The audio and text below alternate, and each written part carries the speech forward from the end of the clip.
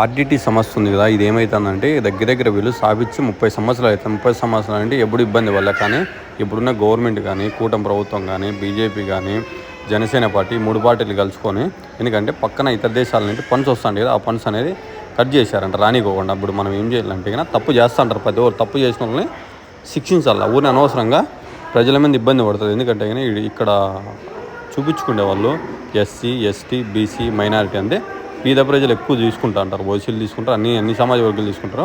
కానీ వీళ్ళని ఎక్కువ ఆదుకునేది ఎస్సీ, ఎస్టీ, బీసీ సమాజ వర్గం. వీళ్ళకి ఎక్కువ భరోసా ఇచ్చేది ఈ సమాజ వర్గానికి. ఈ సమాజ వర్గం ఏం చేయాలంటే వీళ్ళంతా పెద్దగా స్ట్రైక్ చేస్తే అకౌంట్ అనేది రిలీజ్ అవుతుంది. ఇప్పుడున్న గవర్నమెంట్ కూడా దిగొస్తుంది. లేదు మనం ఊరిని మాట్లాడినామంటే దిగిరాదు. కానీ ఇప్పుడు ఉన్నది సత్యకుమార్ యాదవ్ కదా, ఎందుకంటే బీజేపీ అతని ఎమ్మెల్యే, అది కాక ఆరోగ్య శాఖ మినిస్టరు. ఆ మినిస్టర్ని పట్టుకొని మనం గట్టి ఫైట్ చేసినామంటే ధర్మాల్లో రిలీజ్ అనేది చేస్తారు అకౌంట్. ఎందుకంటే ఆరోగ్యశ్రీ కూడా తీసేశారంట. కానీ తప్పు చేసిన వాళ్ళు శిక్షించాలి. కానీ అందరికీ శిక్ష పడితే ఎట్లా చెప్పు?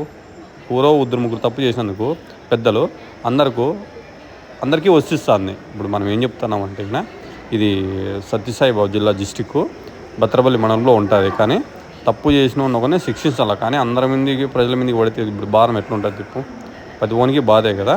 కానీ సత్యకుమార్ యాదవ్ చర్య తీసుకొని ఎందుకంటే ఇక్కడున్న నర్సులకు కానీ, డాక్టర్లకు కానీ వీళ్ళకి జీతాలు రాక చాలామంది తనకలాడుతుంది. ఎంతంటే అంత ఇబ్బంది పడుతున్నారు. కానీ మనం ఇది లేట్ అయినా అనుకో సంస్థ అనేది దెబ్బతింటుంది.